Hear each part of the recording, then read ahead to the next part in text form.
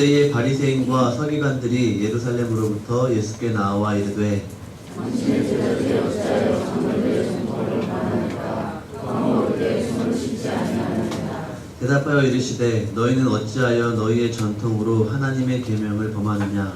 하나님이 이르셨을 때 내 이름을 공경하라 하시고 또 아버지나 어머니를 비방하는 자는 반드시 죽임을 당하리라 하셨거늘. 너희는 이르되 누구든지 아버지에게나 어머니에게 말하기를 내가 드려 유익하게 할 것이 하나님께 드림이 되었다고 하기만 하면 그 부모를 공경할 것이 없다 하여 너희의 전통으로 하나님의 말씀을 행하는도다. 외식하는 자들아 이사야가 너희에 관하여 잘 예언하였도다. 일러스되 이 백성이 입술로는 나를 공경하되 마음은 내게서 멀도다.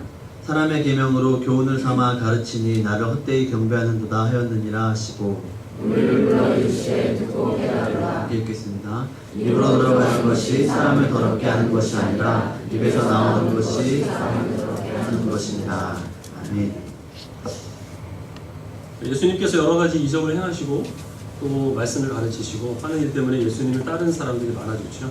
그래서 오병이어의 이적을 일으키시기 전에는 헤롯이 예수님에 대한 소문을 듣고 두려워하는 일이 있었고, 오늘은 예루살렘에 있는 바리새인과 서기관들이 가버나움에 있던 그 예수님을 일부러 찾아보기 위하여서 거기까지 내려옵니다. 근데 이 바리새인과 서기관들이 예루살렘에서부터 예수님을 보기 위하여서 가버나움으로 내려온 이유가 예수님을 따르기 위해서가 아니라 예수님께 한 가지 사실을 추궁하기 위해서입니다.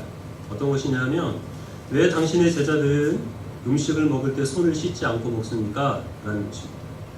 유대인들은 정결한 음식과 부정한 음식들이 엄격하게 하나님의 정하신 율법에 의해서 구별되어 있었는데, 바리새인들이 이제 거기에 더하여서 깨끗한 음식, 하나님께서 인정하신 거룩한 음식을 먹는다 하더라도 손을 씻지 않고 먹으면 그것은 부정해진다, 이렇게 여기고 또 그것을 유대인들에게 강요를 했던 것이죠.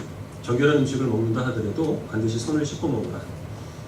왜 이런 생각을 가졌느냐 하면 사람은 태어날 때부터 선하고 그 선한 사람들의 마음이 주변에 있는 여러 가지 환경들 때문에 오염이 되어서 사람이 타락한다, 이렇게 생각을 하는 거죠.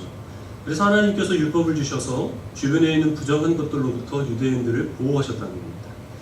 이방인과 접촉하는 것, 아니면은 사체를 접촉하는 것들, 또 부정한 음식을 먹는 것들, 이런 것들은 다 본질적으로 유대인들이 선한데 그것을 하나님께서 선하게 보존하시기 위하여서 율법을 통하여 금지하셨다는 것이죠. 그렇기 때문에 되도록이면 외부와의 접촉을 줄이고 외부에 있는 어떤 것들을, 예를 들어 음식물 같은 것들을 섭취를 한다 하더라도 여러 가지 절차를 만들어 놓고 최대한 부정할 수 있는 그런 요소들을 줄여야 사람이 비로소 그 깨끗함이 유지된다, 이렇게 여겼기 때문에 음식을 먹는 규정에다가 손을 씻고 먹는 것들을 또 거기에 덧붙인 거죠. 근데 예수님의 제자들이 이것을 지키지 않았던 것 같습니다. 그래서 예수님께서 뭐라고 말씀하시냐면 너희는 사람이 만든 전통으로 하나님의 계명을 어긴다, 이렇게 말씀을 하십니다. 이것은 유대인들이 갖고 있던 고르반 관습을 예수님께서 염두에 두고 말씀을 하신 건데요. 고르반은 엉덩이 뼈죠. 그게 아니고 고르반은 하나님께 드림이 되었다라는 이런 뜻입니다. 어떤 그 일종의 우리가 하는 작정 헌금 같은 건데, 자기가 갖고 있는 물건 중에 좋은 것이 있으면 이것을 하나님께 드리고 싶은 마음이 있잖아요. 근데 이것을 당장 드리기는 어렵다 하면 이것을 놓고 고르반 선언을 하는 겁니다. 그럼 그것이 서원이 되어서 내가 갖고 있지만 이것은 하나님의 소유가 되는 것이죠. 근데 그걸 유대인들이 어떻게 이용을 했느냐 하면, 당연히 유대인들은 부모를 공양할 책임이 있습니다. 근데 부모를 공양하기가 싫은 거예요. 충분히 그럴 여력이 있는데. 그럴 때 자기의 재산에 대해서 고르반 선언을 합니다. 그러면 그것은 하나님께 드린 것이 되어서 그것 가지고는 부모를 공양하지 않아도 되는 겁니다. 그런 식으로 유대인들이 이 고르반 선언을 악용한 것이죠. 하나님께 무엇인가를 드린다, 주님께 내가 무엇을 작정하고 서원한다 하는 것은 신앙적으로 보기에 대단히 아름다운 것인데, 그 아름다운 것을 자기의 탐욕을 이용하기 위하여서 써먹는 거죠. 그래서 그 유대인들이 만들어 놓은 고르반 전통을 사용을 하여서 하나님께서 5계명으로 말씀하신 내 부모를 공경하라 하는 그 계명을 어겼으니 그들이 하는 그 일들이 바로 이렇게 사람의 전통을 사용해서 하나님의 계명을 어기는 것이 되는 것입니다. 그리고 예수님께서는 이사야 선지자의 그 말씀을 덧붙이시는데, 우리 같이 8절과 9절 말씀을 한번 읽어보도록 하겠습니다. 8절 9절 같이 읽겠습니다. 시작. 이 백성이 입술로는 나를 공경하되 마음은 내게서 멀도다. 사람의 계명으로 교훈을 삼아 가르치니 나를 헛되이 경배하는도다. 예수님께서는 이사야 29장 말씀 가운데서 이 두 절만 인용을 하셨는데 주님께서 왜 이것을 인용을 하셨을까라는 것을 살펴보려면 사실 29장을 전체를 봐야 됩니다. 시간이 없기 때문에 제가 간략하게 그 내용만 말씀드리겠습니다. 이사야 29장은 하나님께서 이스라엘 백성들의 어리석음을 책망하십니다. 앞을 못 보는 맹인처럼 그리고 술 취해서 비틀거리는 사람들처럼 이스라엘 백성들은 도무지 분별력이 없다는 거죠. 근데 그렇게 된 이유가 무엇이냐면 선지자들이 하나님의 말씀을 제대로 전하지 못하고 자꾸 사람들이 좋아하는 말만 그렇게 거짓된 예언들을 선포하게 되는 거예요. 그리고 또 하나님께서 좋은 선지자를 보내셔서 하나님의 말씀을 온전하게 선포하게 하셨는데 이스라엘 백성들이 그것이 하나님의 말씀인지를 알지 못하고 선지자들을 핍박하더라는 것이죠. 그래서 일어나게 된 일들이 무엇이냐 하면 오늘 예수님께서 여기서 하신 말씀입니다. 입술로는 하나님을 경배하지만 마음은 하나님께로부터 먼다. 입술이라고 하는 것은 그들의 신앙 행위입니다. 그들은 열심히 종교적인 행위들을 합니다. 절기 때가 되면 주님께 가서 하나님께 가서 성전에 가서 제사를 드리고 안식일을 지킵니다. 그러나 주님께서 그것을 우리들에게 명하신 그 본질적인 의미에서는 먼 방법으로 그것들을 행한다는 것이죠. 이사야 선지서에서 하나님께서 지적하신 몇 가지 죄악들이 있는데 절기 때가 되면 성전에 가서 하나님께 제물을 드리죠. 근데 자기 동네로 돌아오게 되면 마을에 있는 산당에 가서 바알에게 가서 분향하더라라는 것입니다. 하나님과 우상을 겸하여 섬기게 됩니다. 그들이 안식일을 지키고 또 절기가 되면 금식을 합니다. 그런데 그들이 안식일을 지키고 금식을 하면서도 안식일에 자기 종들은 부려먹고 그리고 또 금식을 하면서 옆에 있는 이웃들과 함께 주먹을 휘두르고 서로 다투더라. 그것이 어찌 하나님께서 기뻐하시는 절기요 하나님께서 기뻐하시는 안식일이 되겠느냐. 바로 그것입니다. 행위로는 열심히 종교적인 행위를 하는 것 같지만 실제로 그 행위를 하는 것이 하나님께 감사하고 주님께 영광을 돌리기 위한 목적으로 하는 것이 아니라 화를 면하고 복을 얻기 위해 자기의 탐욕을 채우기 위하여서 그 모든 일들을 행한다는 것이죠. 근데 하나님께서는 그 이사야 29장에서 그들의 그 어리석음을 책망하는 데서 그치지 않고 그래서 하나님이 그들을 위하여 기이한 일을 행하시겠다라는 것을 약속하시는 것으로 그렇게 그 예언의 말씀이 맞춰지게 됩니다. 하나님께서 사실 기이한 일이 어떤 일이냐 하면 먼저 이제 그들의 마음에 갖고 있는 그 악한 생각들을 하나님께서 드러내시겠다라는 것입니다. 사람은 속일 수 있지만 그래서 겉만 번지르르한 그 경건으로 자신을 치장할 수 있지만 하나님 앞에서는 그 속일 것이 없고 숨길 것이 없다는 사실을 낱낱이 드러내게 하시겠다. 그리고 또 하나는 하나님의 말씀을 지혜롭게 정확하게 선포하실 선지자를 보내셔서 이제는 과거에 분별력 없이 술 취한 사람처럼 이리저리 휘청거리고 자기가 무엇을 해야 될지 몰라서 혼란스러워하는 그 이스라엘 백성들과 그들의 겸손한 사람들, 마음에 가난한 사람들에게 하나님의 뜻이 무엇인지를 밝히 알게 하여 주셔서 그들의 마음에 기쁨을 주시겠다.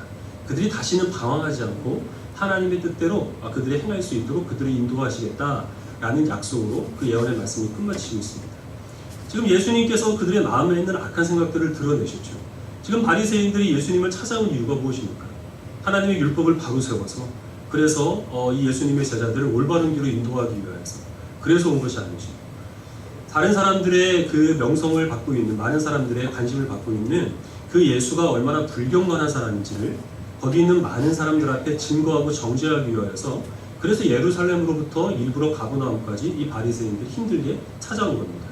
그리고 그들의 그 죄악을 지적함으로 그와 비교적으로 내가 얼마나 거룩하고 경건한가 하는 것들을 다른 사람들에게 보이기 위한 그런 교만한 모습으로 나오게 되는 것이죠.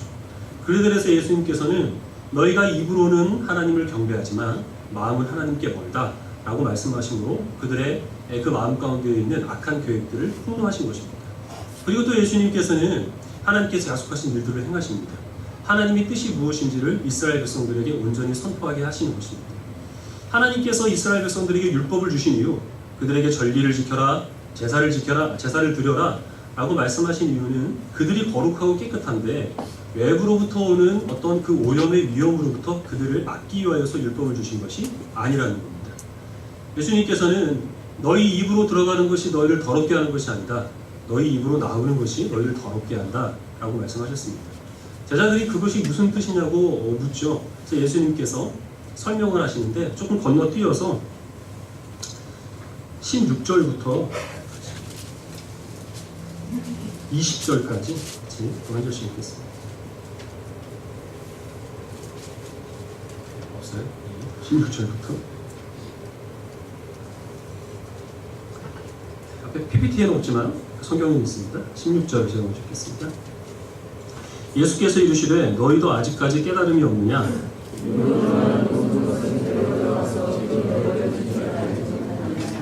입에서 나오는 것들은 마음에서 나오나니 이것이야말로 사람을 더럽게 하느니라.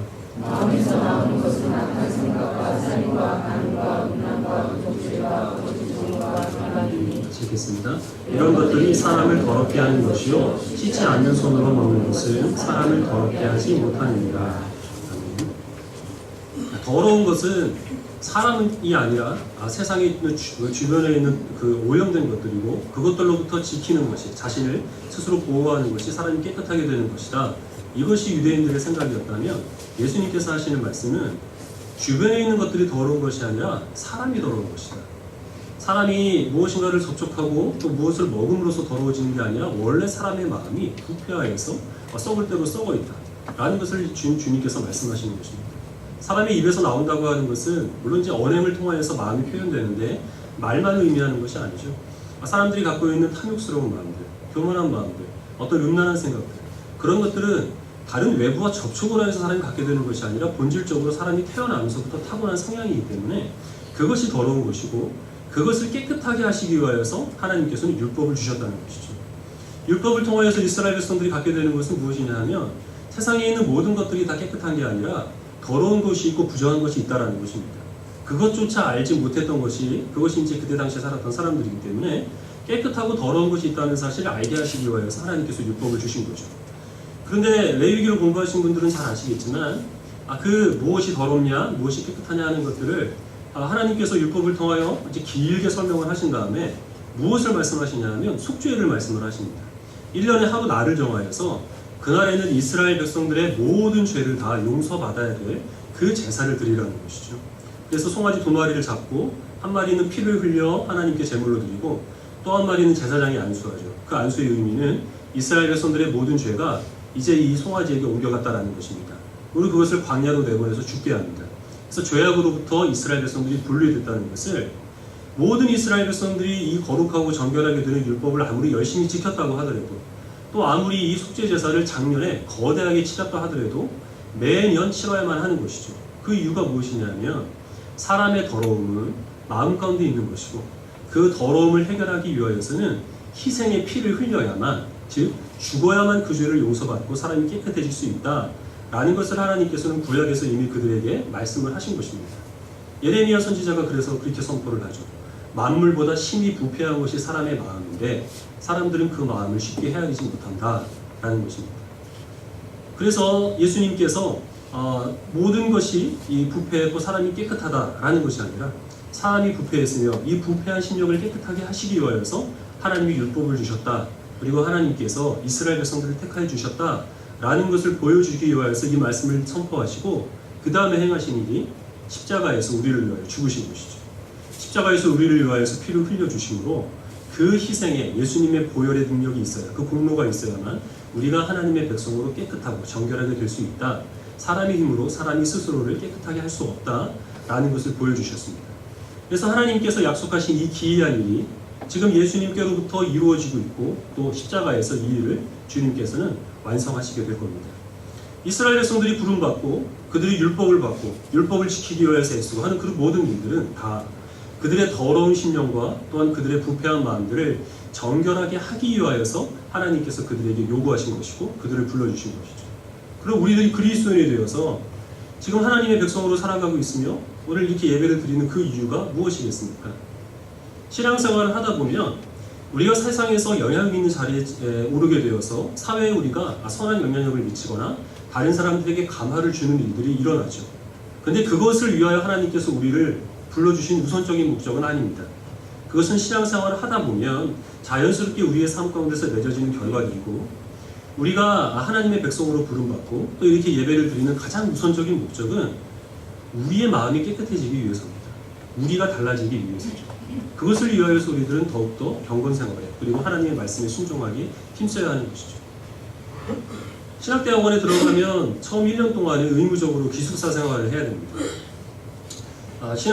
대학원에서도 그 날마다 새벽 기도가 있기 때문에 그 기숙사에서 4시 반이 되면 이제 저희 때는 알람을 쳐줍니다. 그러면은 이제 그때 4시 반에 일어나서 준비를 해서 새벽기도에 나가게 되는 거죠. 근데 그게 의무는 아닙니다. 뭐 돌아다니면서 뭐 사감 선생님이 깨우고 막 이런 것은 아니고 이제 자발적으로 참여를 하게 되는데, 어떤 분이 꼭 새벽 기도를 나가면서 그 기숙사 복도를 찬송가를 크게 부르면서 이렇게 지나가요. 새벽 기도 가는 게 너무 기쁘고 즐거우니까 그랬겠죠. 근데 저 같은 사람은 정말 힘들죠. 그때 자야지 수업 시간에 정신 차리고 공부할 거 아니에요. 공부하러 들어가가지고 새벽 기도하느라 수업 시간에 졸면 안 되잖아요. 그분이 어떤 마음으로 그렇게 했는지는 모르겠습니다만은, 만에 하나 내가 지금 이렇게 새벽 기도를 가는데 너희들도 나처럼 새벽 기도를 나와야지, 신학생이 새벽 기도 안 나가면 나중에 목회 어떻게 하려고 그러냐, 정신 차려라, 만약에 이런 의도로 그렇게 소란을 피워서 나갔다고 하면 그 사람은 지금 바리새인의 모습을 취하고 있는 겁니다. 기도를 하는 이유는, 특별히 새벽에 기도하는 이유는 하루를 기도로 시작함으로 하루 온종일 내가 하나님의 뜻을 구하고 이렇게 겸손하게 엎드려서 하나님의 뜻하시는 대로 순종하며 살겠습니다 라는 고백으로 새벽 기도에 나가는 거죠. 근데 그런 모습이 아니라 나처럼 경건해야지, 나처럼 기도해야지 하는 것을 가르치기 위하여서 그런 마음으로 새벽 기도를 나간다고 한다면, 그것은 입술로는 하나님을 경배하는 것 같지만 그 마음으로는 하나님께로부터 멀어지는 일입니다. 오늘 우리가 여기 와서 예배를 드리는 것도 역시 마찬가지입니다. 예배를 드리는 이유는 일주일 동안 있었던 일들에 대해서 하나님께서 베풀으신 은혜에 감사하고 주님께 영광을 돌리기 위함이죠. 그리고 또 하나님이 뜻대로 살지 못했던 부분들이 뭐 어쩔 수 없이 있기 때문에 그런 것을 회개하기 위해서 우리들은 이 시간 와서 예배를 드립니다. 또 우리가 믿지 아니하는 사람들과 세상에 섞여 살면서 주님께서 우리들에게 주신 일들을 감당해야 될 텐데, 어떻게 우리가 그 일들을 감당해야 될지, 어떻게 믿지 아니하는 사람들 사이에서 우리가 빛과 소금으로 살아가야 될지 하나님의 말씀을 통하여서 지혜를 얻는 것이죠. 그리고 또한 그것을 안다 하더라도 그 뜻대로 살아갈 수 없는 우리의 연약함을 우리가 하나님 앞에 내려놓고 성령님의 도우심을 구하기 위하여서 우리가 예배를 드립니다. 근데 예배를 혼자 드리는 것이 아니기 때문에 예배를 드리다 보면 아무래도 다른 사람들이 눈에 들어옵니다. 특히 오늘 빠진 분들이 좀 많이 계세요. 빈자리가 좀 많이 있네요. 그러면 이제 저부터 사실 걱정이 되죠. 이분들이 왜 안 오셨을까? 근데 그 생각이 지나쳐가지고 예배 드리는 내내 저 사람이 왜 안 왔을까? 지금 뭘 하고 있을까? 다음 주에는 올까? 이 어떻게 주의를 안 지킬 수가 있지? 그러고도 성도라고 할 수 있나? 이런 생각으로 자꾸만 나가게 되면 우리들은 그 예배의 본질에서 약간 한 발자국 비켜나가 있는 것입니다. 그리고 이것은 서로 조금 조심할 필요가 있는데, 어떤 것이냐 하면 각 사람마다 예민한 부분들이 있습니다. 저 같은 경우에는 소리에 좀 예민해서 예배 중에 어떤 소리가 자꾸 이제 들리게 되면 거기에 좀 정신을 빼앗겨가지고 굉장히 혼란을 겪는 경우가 있는데, 저처럼 소리에 예민하신 분도 있을 수 있고, 예를 들어 옆에 있는 분이 자꾸 예배 시간에 존다, 아니면 예배 시간에 입고 오는 그 좀 옷이 좀 단정하지 못하다, 뭐 이런 것들로 인하여서 굉장히 신경이 많이 쓰일 수가 있습니다.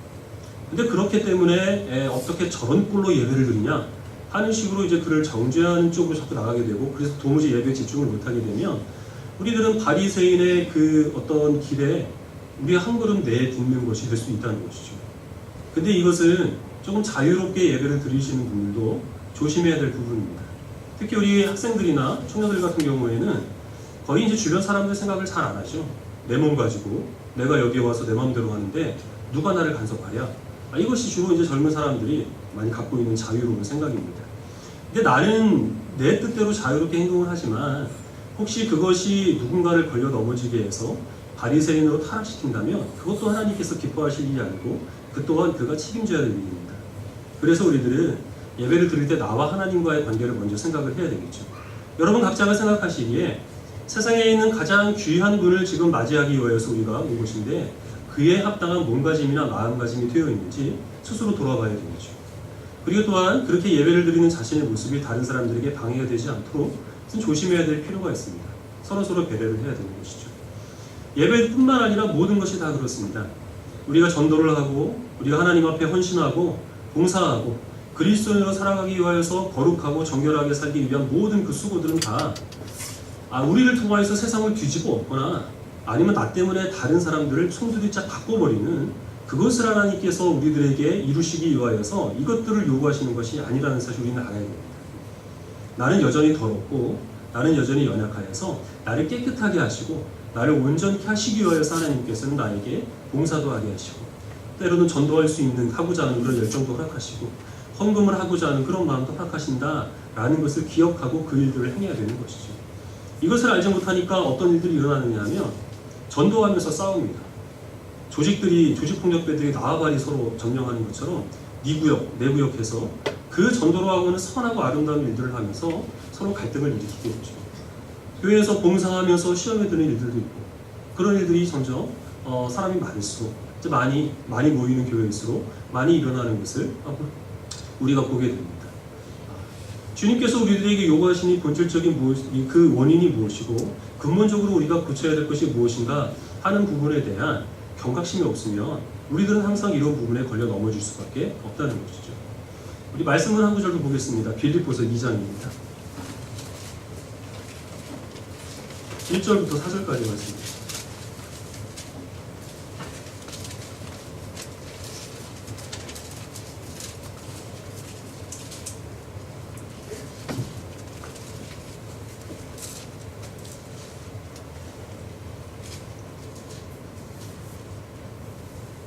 (1절을) 제가 먼저 읽겠습니다. 그러므로 그리스도 안에 무슨 권면이나 사랑의 무슨 위로나 성령의 무슨 교제나 긍휼이나 자비가 있거든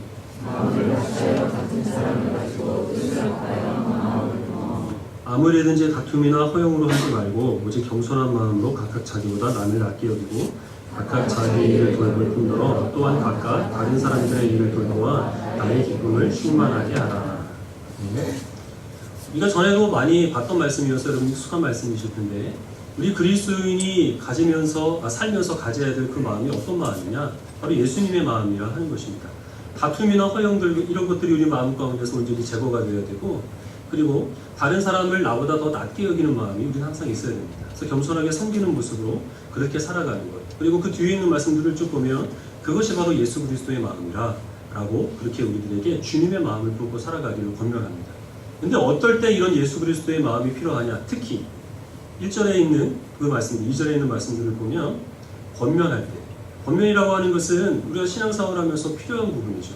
연약하거나 아니면 조금 신앙생활하면서 나태한 그런 성도들을 보면 네 인생 네가 알아서 할 것이지 하고 그냥 넘어갈 것이 아니고 그를 조금 더 주님께서 원하시는 길로 인도하도록 권면하는 일들이 우리들에게는 있어야 되는 것이죠. 오늘 여러분 예배 안 나오신 분들 보시면 꼭 왜 안 나오셨는지 한번 물어보시고 그 다음에 앞으로 잘 나와 주겠죠? 뭐 이렇게 좋게 또 얘기를 해야 되겠죠. 근데 이런 권면들을 할 때 이 마음이 있어야 된다는 것이 예수님의 마음이 있어야 된다는 것이죠. 허용으로 그 사람이 잘못을 지적하여서 자기의 더 우월함을 드러내는 마음 이런 것들을 버려야 되는 것입니다. 비록 그가 신앙생활을 하는 데 있어서 어떤 부분에 약간의 나태함은 있을 수 있겠지만 그것 때문에 내가 더 우월하다가 아니라 비록 그런 모습이 있어도 그가 더 나보다 낫다 하는 그런 마음을 품어야 된다는 것입니다. 그래서 당신 그따위로 살지 마. 그러다 벼락 맞아. 이런 것으로 권면하는 것이 아니라 지혜롭게 권면을 해야 되는 것이죠. 우리 한번 하나님께서 기뻐하시는 대로 열심히 살아봅시다. 저는 잘 안 되는데 여러분들은 한번 고민을 해보십시오. 어떤 권면이 지혜로운 권면인지. 그리고 또 그런 권면들을 했을 때 비록 그것이 때로는 자기에게 있어서 어떤 좀 상하게 하는 일들이 될 수도 있겠지만 그러나 하나님께서 그의 권면을 통해 내가 보지 못했던 나의 연약함들을 보게 하실 수도 있다라는 그러한 마음으로 우리가 조금 더 관대하게 받아들일 수 있는 성숙함도 우리들에게는 필요합니다. 권면뿐만 아니라 어떤 슬픔에 빠진 사람들을 위로하는 것, 가난한 사람들을 돕는 것, 긍휼과 자비를 베푸는 것, 즉 우리가 신앙인이라고 하는 우리가 그리스도인이라고 하는 것을 내세워서 그 신앙의 명분으로 행해지는 이런 모든 선하고 아름답고 하나님께서 기뻐하실 이 일들을 할 때마다 스스로를 내가 이것 하기 때문에 대단하다 이렇게 여기지 말고 그럴 때일수록 더욱더 내 마음 가운데 교만이 없는지 위선이 없는지 허영이 없는지 다른 사람들을 밟고 일어서서 나의 우월함을 드러내려는 그런 헛된 욕망이 없는지를 잘 살피라 하는 말씀입니다.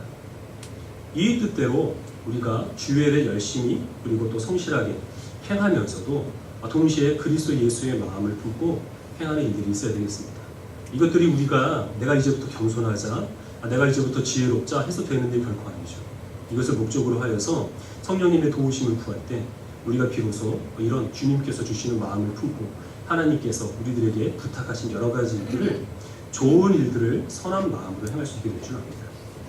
한 가지만 말씀을 더 드리겠는데 우리가 다른 사람들을 보고 그 사람이 어떤 사람이다라는 이제 어떤 그 생각을 판단을 내릴 때에는 객관적으로 하기가 좀 어렵습니다. 여러 가지 주어진 선입견에 의해서 사람들을 그렇게 볼 수밖에 없죠. 그래서 여러분들이 영화를 보시면 영화 스토리상 그 무고하게 죽어야 되는 사람들이 가끔 나오죠. 근데 이렇게 무고하게 죽어야 되는 사람들이 어떤 사람들입니까? 잘생기거나 예쁜 젊은 배우들은 잘 안 죽습니다. 나이가 많거나 아니면 젊더라도 못생기거나 평범하게 생기거나 어린아이들은 잘 안 죽이죠, 영화에서. 그러면 또 항의가 들어오니까. 주로 이제 이런 사람들이 그런 역할을 맡고 있는데, 그래서 영화를 보는 사람들이 아, 사람이 많이 죽는구나, 뭐 이 정도만 생각을 해야지 한 사람 한 사람 죽는 것에 대해서 너무 안타깝게 여기고 막 그러면 스토리 진행이 안 되잖아요. 특별히 악역을 맡은 사람은 어떻습니까? 아주 악한 일을 저지를수록 그가 죽거나 막 아주 고통을 먹을 때 통쾌함을 느끼죠. 근데 사실 그 사람도 누군가의 자식일 것이고 또 그의 죽음을 슬퍼할 그런 가족들이 분명히 있을 겁니다. 근데 영화를 볼 때는 그건 거의 안 느끼죠. 죽어 마땅한 사람이 이제야 죽어서 통쾌하다는 그런 생각을 가집니다. 지난주에 실제로 그런 사람의 시체가 하나 발견이 됐습니다. 유병원 씨인데요. 세월호 사건 때문에 죽은 사람들이 참 많습니다. 그 탑승객들, 우리 학생들, 그리고 또 죄책감을 이기지 못한 다른 교감 선생님 자살을 하셨죠. 구조대원들 사망을 했고 헬리콥터 타고 가던 또 이제 소방관들이 또 순직하는 일들이 있었습니다. 그렇게 많은 사람들이 죽을 때마다 사람들은 다 그것을 안타깝게 여기고 애도를 했는데, 이번에 유병원 씨 시체 발견됐을 때는 언론도 그렇고 사람들이 주고받는 얘기도 그렇고 사실 저부터 그랬습니다. 안타깝다, 뭐 어떤 애도의 그런 마음 이런 것을 품기보다 정말 죽었을까? 그 사람이 죽었으면 이제 일에 대한 책임은 누가 지는 거지? 보상금은 누가 지불해야 돼? 이런 생각이 먼저 들었다는 거죠. 그런데 그것은 이제 우리의 마음이고, 특히 그리스도인들은 더더욱 그렇죠. 그 사람이 이단의 주장이니까 그 사람이 죽은 거는 이제 하나님의 심판이다. 우리는 뭐 이렇게 생각해서 더 통쾌해할 수 있습니다. 그러나 주님의 마음은, 하나님께서 말씀하시는 것은 악인이 죽는 것을 기뻐하지 아니하시고 그가 돌이켜 회개하는 것을 하나님께서 원하신다, 이렇게 말씀하셨습니다. 그리고 그 마음에 따라서 마음이 부패한 우리들을 하나님께서는 지금까지 살려두시고 계속해서 회개할 기회를 주셨고 우리가 하나님의 자녀가 되는 권세를 누리게 해주셨던 것이죠. 그래서 그의 죽음을 보고 우리가 통쾌하게 여기거나 정말 죽었을지, 지금 어디에 살아있지는 않을지, 이젠 책임을 누가 질지, 그런 것들보다 그가 회개할 기회를 얻지 못하고 그렇게 변사체로 발견된 것에 대해서 아파하는 마음, 안타까워하는 마음, 또 애도하는 마음이 먼저 우리들에게 있어야겠습니다. 근데 우리가 만약에 이것을 품지 못하고 그냥 무덤덤하게, 그리고 어떤 의미에서는 잔인하게 그의 죽음을 그냥 어떤 드라마에서나 영화에서 그렇게 일어나는 일들처럼 여기는 것은, 어쩌면 그가 비록 모든 악행을 행했는데 그 악행보다 그 악행을 행한 사람이 죽은 일에 대해서 함께 아파하지 못하는 우리들의 마음이 하나님께서 보시기에는 더 부패한 마음일 수도 있다는 것을 우리들은 기억해야 되겠죠. 말씀을 맺겠습니다. 바리새인의 위선에 대해서 설교를 할 때마다 예화로 들 것들이 너무나 많습니다. 제가 지금까지 신앙생활을 해오면서 그렇게 위선되고 외식된 모습으로 신앙생활을 했던 사람들을 숱하게 봐왔기 때문에 설교 시간 30분 내내 그런 분들 얘기만 할 수 있습니다. 여러분들도 마찬가지겠죠. 이런 바리새인들의 위선들을 생각할 때마다 입술로는 하나님을 경외하는 것 같지만 사실 마음으로는 하나님께부터 멀리 떨어진 사람들이 설교를 듣는 중에서도 여러분들은 한두 분씩 생각이 났을 것이고, 어떤 분들은 그 사람을 생각하면서 그 사람이 오늘 이 말씀을 들었어야 되는데 이렇게 여기실 만한 분들이 꼭 있을 겁니다. 그만큼 우리들은 다른 사람들의 위선에 대해서는 참 귀신같이 그 위선들을 잘 감지를 해내는데, 좀처럼 우리 마음 가운데 있는 나의 위선과 나의 외식에 대해서는 잘 깨닫지 못하는 것이 우리들의 마음입니다. 하나님께서 우리들에게 이 신앙생활을 요구하신 이유, 하나님의 백성으로 삼아주신 이유, 그리고 거룩함과 또 거룩하지 못한 것들을 구별하게 하신 이유는 그래서 내 주변에 있는 사람들을 그 기준에 따라 판단하는 것이 아니라 그만큼 깨끗하지 못한 우리들의 마음을 깨끗해지기를 원하는 마음으로 신앙생활에 힘쓰라 라는 것으로 주님께서 이 말씀들을 우리에게 허락하여 주셨다는 사실을 우리들은 기억해야 될 겁니다. 지금까지 우리들이 신앙생활하면서 하나님께서 우리를 많이 깨끗하게 해주셨습니다. 믿기 전보다 우리들은 상당한 부분에 있어서 우리들은 거룩하게 살아가고 있고 지혜롭게 행하고 있습니다. 하지만 아직 완전치는 못합니다. 하나님께서 우리들에게 요구하시는 수준은 그리스도 예수의 마음을 품는 것까지 주님께서 우리들에게 원하십니다. 그때가 되기까지 우리들은 항상 부족할 수밖에 없고 우리 마음 가운데서 나오는 모든 것들은 부패할 수밖에 없다는 사실을 겸허히 인정하시길 바랍니다. 그리고 또한 이것들이 깨끗하고 정결해지기까지 더욱더 열심히 그리고 선하게 하나님께서 우리들에게 허락하시는 모든 일들을 힘써 행할 수 있는 지혜로운 성도들이 되시기를 축원합니다.